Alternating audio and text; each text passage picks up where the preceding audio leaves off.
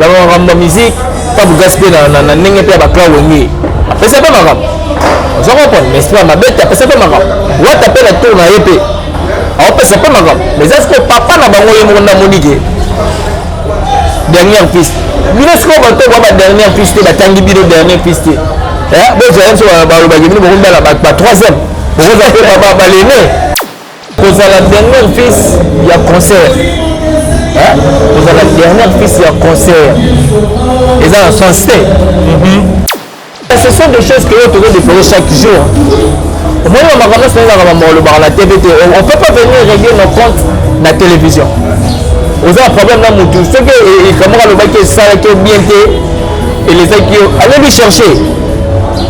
Pas vous dire c'est là le numéro de monsieur Nios. Vous comprenez? Azalango.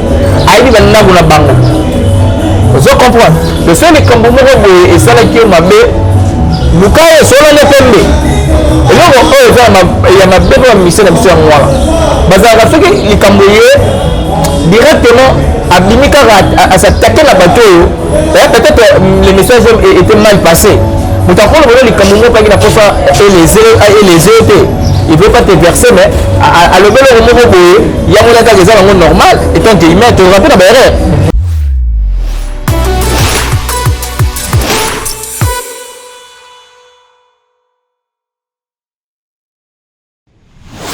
Merci à l'internaute partout dans le monde à travers nos différentes chaînes où vous retrouvez sur la Concept TV, la canal Egos di Kambala parce que Gos di Kambala, canal Egos di Kambala, est la partenariat Concept TV au micro, c'est toujours votre humble serviteur Alex Nandoumona Moulou les Benjamin de la presse et moi la maman. Moi merci la confiance à vous merci les victimes visuelles derrière la caméra, merci la maman fille maman Masoro, il y a papa Audace Milandou, Patrick qui faisait pour un Chine Gombe na Gombe, mon vieux Tati, Merveille Mapangala, le consolateur, le bitaire de la prolongation, Merveille Mapangala, Bambo Tebele Place aux Alipes, le jeune boss, le fils d'IPA Pachamou, que moi la Linda, pourquoi pas Olivier Nzingiti, le pauvre de la ville, toujours à la recherche du trésor. Je pense la bataille que vous avez vite compris que c'est avec Gos di Kambala. Ma beaucoup de prétendants invités dans le de repartager le plateau. Les Vikings sont quand même moral et même moraux. Bonjour Gos. Ouais, bonjour Alex, le Benjamin de la presse. Bonjour, bonne santé. Ouais, ça va. Félicitations. Mani. Alex, ah oui. Nous allons partager nos vidéos par rapport à l'actualité Gos. Affaire dernière fils, il y a Clan Wenge, ça brûle aujourd'hui. Oh, tout le monde m'a dit que dernière fils, il y a Clan Wenge, ça l'a fait Ebola. Mais du coup, tout le monde, président Ouranson, PCRO héritier Ouattara de corps. Pouvoir héritier Ouattara de dernière fils à Clan Wenge, tout le monde a fait vidéo sur Bima. Il y a un clash entre Batouya, Ferregola, notre photo de school, la marque Aous pour dire que héritier Ouattara, dernier fils, Maden Amadou Djabir, c'est-à-dire il y a événement, il y a Marambo Amadou Djabir à Salaki. Il y a un moment dans clash, Marambo a volé aux Rondéni. Alex Nando, on est capable de se mettre dans la polémique. Qu'on soit toujours dans le mauvais côté. De la forêt, c'est vrai qu'à l'Obaki, bazar dernière fils Maxilien qui bien, à l'Obaki, dernière fils, il y a Clan Wenge. Vous comprenez? Excusez-moi, ami, il y a Clan Wenge. Il y a une différence, une grande différence entre Clan Wenge, Clan Wenge, BCBG 4x4. Vous comprenez? Parce que Ferregola, Aza, dernière fils, il y a Wenge Musica 4x4. Vous comprenez? Voilà, là, qui bango nyoso. Mais parce que Ferregola, okuta ba emelia, ali okuta ba boropela, Bakaluji. Ouais. Non, Afande, je voulais dire. Afande. Vous comprenez? Afande n'est dans la loba. Ok. Voilà. Donc, ali okuta ba Afande wala. Vous comprenez? Alors, c'est évident que dans le Bakaza dernière fils, il y a Wenge 4x4. Nenga da sangana giwana na babeta concert wana été kobeta na stade de Martyr na babeta na ville wana. Vous comprenez? C'est normal que on rappelle dans ngambu na ye amoni que na nenga ya Clan Wenge. Vous comprenez? comprendre na ndenge ya clan wenge ya bana na oyo yaki kobimisa na suka wana amonaki ke héritier watanabe nde moto aza dernier fils aza na baraison na oyo alobelaki ozo comprendre eza teke mwana oyo ya boti boye biologiquement te azo bango par rapport à musique non tosolo pour la musique ya mwana boti biologique voilà sikoyo na kati ya musique eza na makambo ebele oyo ozo comprendre kati ya musique eza na makambo ebele oyo de la forêt bazolobelela oyo parce que yabi musique bien c'est vrai que ça va polémique un peu partout parce qu'après héritier watanabe c'est vrai qu'il y avait d'autres personnes au bayaki Bamiel de son bayaki café bayaki Olivier bayaki mais c'est quoi ouais pourquoi ça le babon parce que ouais on a raison là selon moi là on a l'endroit de la forêt abandonné pour le bagage héritier avant concert abandonné au Kidekuna avant d'avoir héritier à routine de la zaïba $5,000 na babagi ya reçu chaque crédit $5,000 maman là bala parler ça sentiment là par rapport à moi na oyo yezo mona pas moi la wana c'est belé ngala landaki dernièrement la landaki Fabregas Maestro moi je l'ai suivi kolobaki bango le nde ba comprendre que il faut qu'on peut ça respect pas master na vous comprendre mais liboso za ki bongo te liboso wanda ko finga belinga na pesa bango exemple wana ya respecter le roi de la forêt vous comprendre là babandi ko ya sikalele to ba bana nia ba kanga minoko na bango vous sentir que ça bango ba polémique bango mo balinga na bango ba tia quoi parce que tu na succès dans la musique pas vous gaspiller na ndenge pe ba clan wengi apesa pe makam vous comprendre mais c'est pas ma bête apesa pe makam wa taper la tour na yepé apesa pe makam mais est-ce que papa na bango yemo na monike dernière piste lui est-ce que bato ba dernière piste ba tangi biro dernière piste bon j'ai so ba lo ba gimi bo mbala ba troisième bo za pe ba lene bo ba ba zo ngona ngoma be vous comprendre parce que ta le dernière piste atangi les nete atangi pe ya katikati te vous comprendre bo so bi quoi de gaz deuxième fils parce que deuxième fils la salala troisième fils bazali parce que pourquoi bazo mona dernière fils de soit ba ah oui tant vous pas mona ke bon pour là dazo chéri il hérité watanabe neti mwana suka na bino vous comprendre alors ba pe bon tout la pe de la forêt bi ngai lelo na zaboye tout la benga hérité watanabe dernière fils eza pour na mona rai mwana suka na bino na yo depuis que tu es deuxième enfant miel de son tu es troisième enfant dans mon micro donc voilà c'est un peu ça alors par rapport à propos à Marc Aouz photo Jichamoto Lobanini Marc Aouz alobi aza dernier fils Madim Amadou Djabir habité où Madim Amadou Djabir fait comment c'est par rapport à la polémique qu'on va aller ça Alex pour la dernière fils il y a concert pour la dernière fils il y a concert et ça en sens là tu peux ça exemple moi typique ah oui faire rigoler quand même à cause de la dernière fils qui a clair faire rigoler à cause quand même dernière fils il y a dernier fils par rapport à recrutement il y a bateau ba quota na wenge 4x4 celui qui a clôturé 4x4 ouais mais clair wenge parce que on faut pas les clair wenge tout le monde BCBG tout le monde maison mère tout le monde Tonia vous comprenez voilà la chose de la forêt il avait bien souligné avant mettre ma solo la maison mère non avec ma solo la BCBGT je voulais dire 4x4 on a battu ma concert ma petit li solo il y a Clawenge il y a maison mère il y a Tonia il y a BCBG papa chéri les tigala il y a papa chéri donc voilà pour ne pas soulever la forêt mais Mike Bisso na bande moi parce que Clawenge les tout le monde va pas gaz tout le monde va déplique tout le monde va nono puji tout le monde va miel de son vous comprenez tu connais rassemblement en agnos à Beni héritier watanabe dernière piste voilà merci beaucoup Gospel Kamala pour l'éclaircissement parlons de la sortie médiatique il y a Fabregas Maestro qui a un peu beaucoup tiré l'invité sur Rozo courant on va tirer de gauche à droite qu'il y a un succès dans la boutique à la Mutakala dans les réseaux sociaux. Qu'est-ce qu'il a dit encore? Il a beaucoup fait. Retrouver une sortie médiatique à Maestro Fabrice Begani. Non, mais ce sont des choses que vous devez déployer chaque jour. Moi, on a vraiment la TVT. On ne peut pas venir régler nos comptes dans la télévision. Vous avez un problème dans mon tour. Ceux qui comment le bac est sale, qui est bien et les gens qui allez lui chercher. Pas que vous avez un numéro de mission Nios.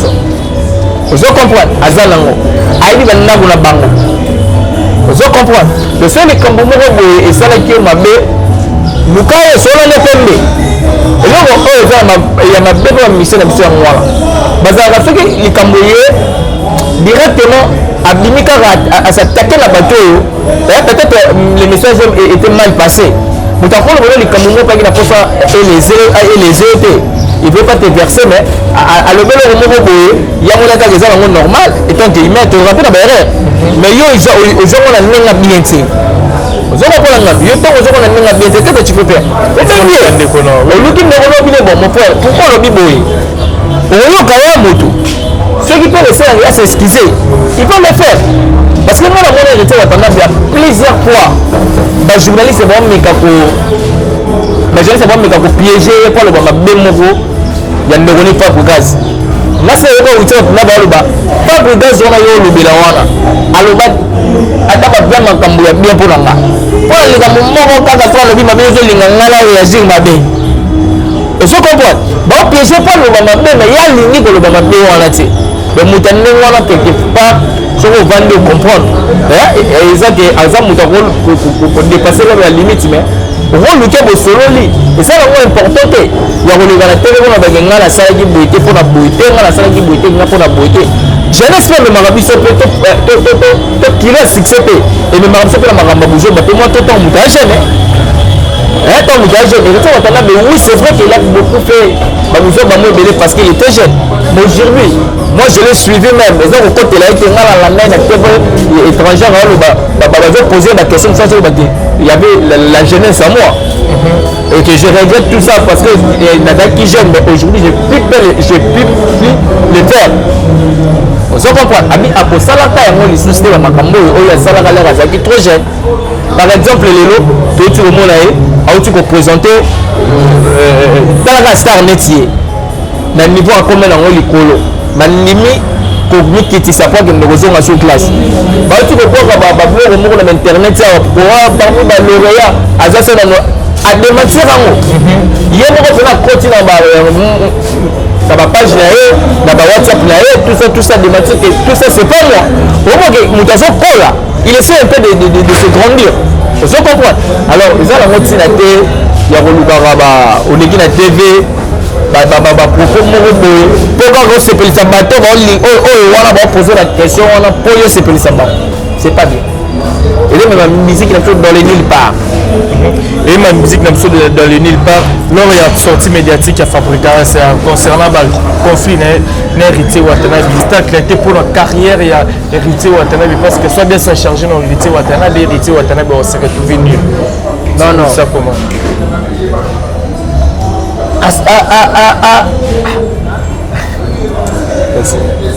Wata la musique il a beaucoup fait c'est vrai que à Sali Marambe belé la musique c'est vrai mais Héritier Watanabe la musique lelo na nenga Congo ayo ça bref na azo mata progressivement tout le monde qui dit que na liboso ndenge kendagi tout le monde miage mi demo lelo na peut aller sur la moitié tout le monde c'est-à-dire que à Sali et tant qu'il met là il a échoué il a compris que ici j'ai échoué faut na ça fort na ngai pour que na avancer c'est bien mais il faut que ça le bien on a que à la posa ya cause l'obstacle était par la suite c'est on va peut-être voir que tout ça boulot on comprend tout ça la boulot mon homme ta musique il est bien mutomka sa musana oli ke la bola zo ba polémique à la pont au lieu que amba qui c'est le voilà na c'est que ceux qui a s'en charger na ye les amis tout mama confité donc après ça musique to royo kayo toyebaka yo leki na bafe ozo comprendre musicien toyebaka ye na bafe ozo comprendre na bafe nde toyebake osa mosala bien obeta baconcert à danger ozobeta badisque à danger ozoya misala bamboka bapaya mpona kobeta bafe wana nde biso tobetile bravo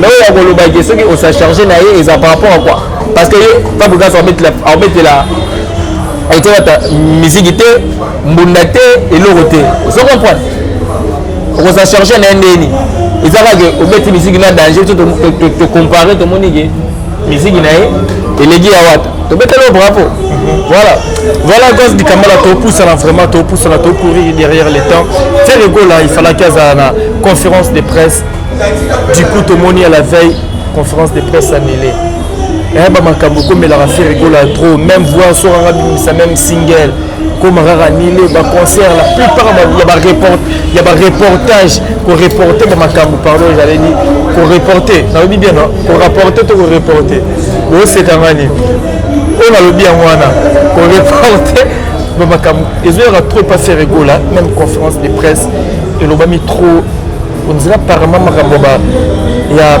entourage, on dirait bureau à faire rigolo là, jusqu'à là qu'on maintenir vraiment ma camboute. Qu'est-ce qui se passe? Ouais, depuis longtemps, ça a un tout petit peu le problème voilà à bureau. Alors vraiment un tout petit peu le problème voilà.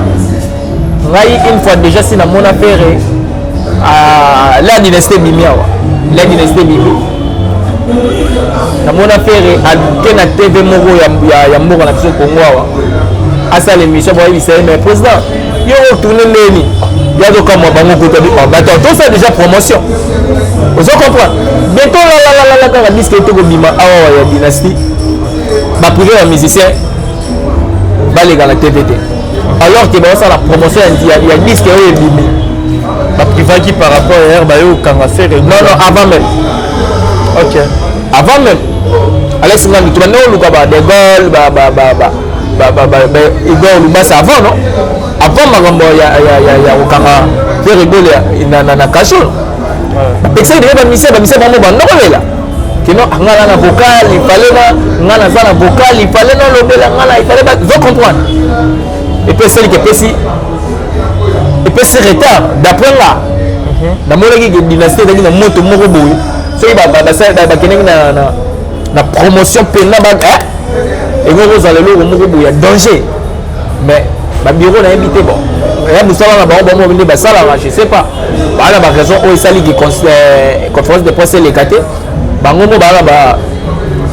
raison mais conférence de presse est exactement obligé de faire ça la photo mais on a prévu assez dans parce qu'il fera peu seulement des détails moi ba makambo belé puis annoncer date ya retour na yango na lobby conférence de presse c'est ça pas obligé te que ça la photo c'est la photo eza na ba obstacle ozo sala ke ali asala te to bata be baza bana posa ke asala te akoyo osani na kisasa ya prompteur les avant conférence de presse le message va passer l'internet c'est ça peut-être que ça sali ba conférence de presse na chez Temba toyaki mpe tofilme bango eleki na bato mpe nyonso bato mpe na bapoto mpe bamoni ntina baoseani na babrali maputa mpe bamonaki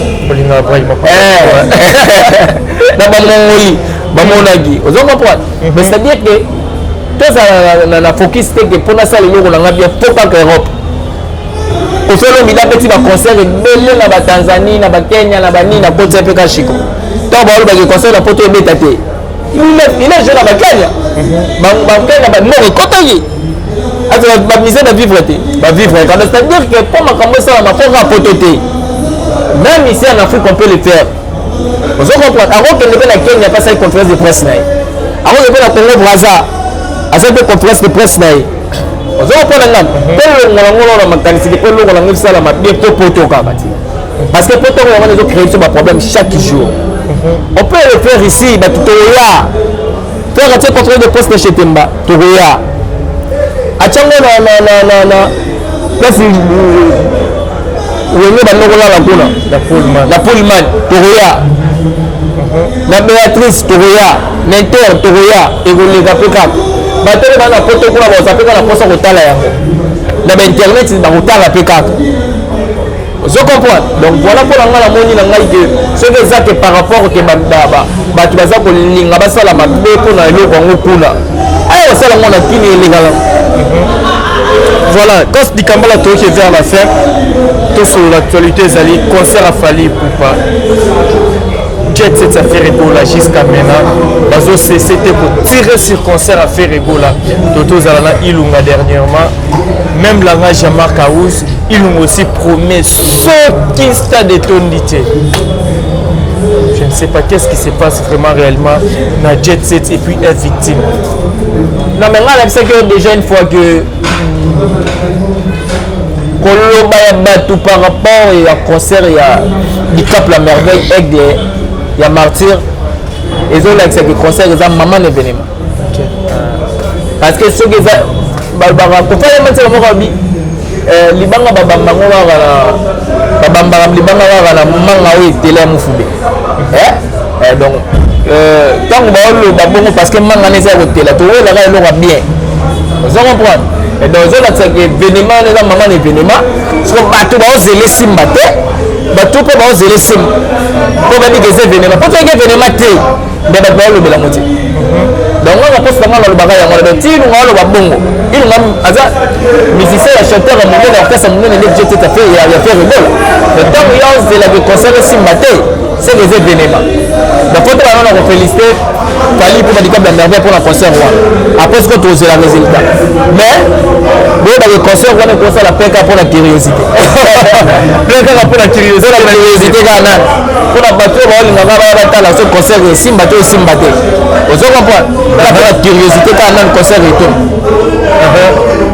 Voilà, merci beaucoup. Gosto qui la souka.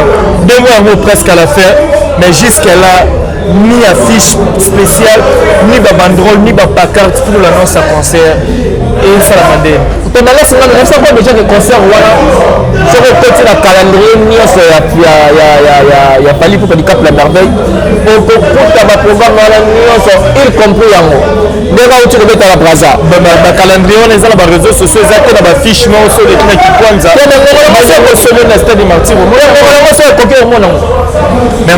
c'est le moment à Stade du Martyr, il y a un mince à faire. Ça va aller dans la fiche et bien qu'il y a un concert à BCBG.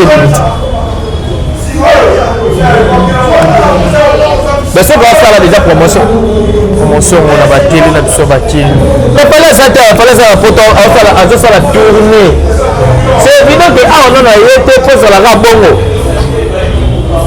tu vois non ça là il y a un mouvement bango sur le bureau bazako on va nous progressivement attends on va mettre la braza bafiche même ba monter tu comme tomber mais ça lit et puis concert et beti abisa ka fiche là ka concert à BCBG Sili affiche limite et par obeta ils ont déjà propagande que le bel jango et puis c'est la polémique makambu nango pe batu amoni la bisika la babete et comme on va bébé bébé vous comprenez c'est-à-dire que tant on peut peu pour na obeta bon ça fait pas affiche combien de pourcentage pour un concert en Rosopé ça à faire chance sur chance on peut ça combien de pourcentage par rapport à température ningezo kendele non faire hasard tout ça monnaie dans Congo Fally on a Fally oui Fally hasard mission monnaie dans Congo excusez-moi hasard mission monnaie concert et mettre ma bien ma casse pas betaka na déjà ba concert vous comprenez et là on va Singapour là été à Betty ba Olympia à Betty ba Bercy vous comprenez elle mara Stade du Martyr ils ont leur cicaté pour naï Congo va d'échanger pays qui a d'échanger vous comprenez mais concert les gens même musique donc c'est que le place qui n'a pas bête à prester qui n'a pas bien dans mon table à prouver qu'il est bien. Voilà, merci beaucoup Gosse du Cap nous sommes vraiment arrivés à la fin batou balandi biso bon qui pour retenir nini et puis ba dédicace nous rapidement ah ouais ba dédicace merci à Yonan Alex Ngandu merci beaucoup et voilà et puis pourquoi pas la fête mbote na Bénin Ndila Lutonadio la pesi masalanga mbolo kote pourquoi pas la fête après mbote na ngai na Tanti Clément Mayala aux États-Unis, Denis Jones na Houston aux États-Unis, Lola Timbigi aux États-Unis, Sambari Timbigi maman Nami au Kenya aux États-Unis, Fanny Tom, maman sociale, quelque part en Europe, voilà. Trésor Ngol dans la Cape Town en Afrique du Sud. Shepard, mon frère propre, l'Afrique du Sud, voilà. À Baksami la liste. Frank Kauso, Kobi Kenobizoma. Et voilà, partenaire officiel, il y a Canon Air. Et puis Jean-Marc SCC Kengo. Mobile, il y a Maman Magui Bova. Donc voilà. Lionel Kassoa, la France, voilà, et puis l'architecte, ingénieur Putunso Minatsarki. Voilà, merci beaucoup, Goss Dikambala, pour la disponibilité. Merci à Batoutou. Bazoua qui vraiment tant qu'on émission avec Goss Dikambala, vous partager, vous commenter et vous vous s'abonner sous massif. Mais un grand merci à les Viking Vision qui était derrière la caméra. Merci infiniment, maman, fille, maman Solo, ma maman chérie, à Papa Odas Milandou.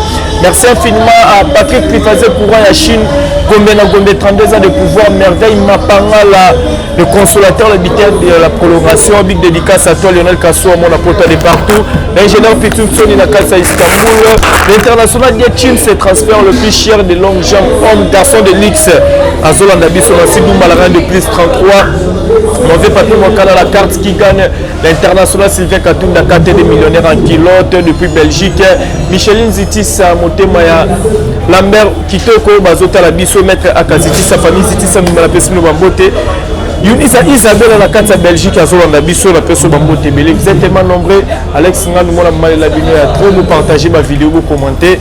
Quant à moi, je vous dis, on se retrouve à la prochaine.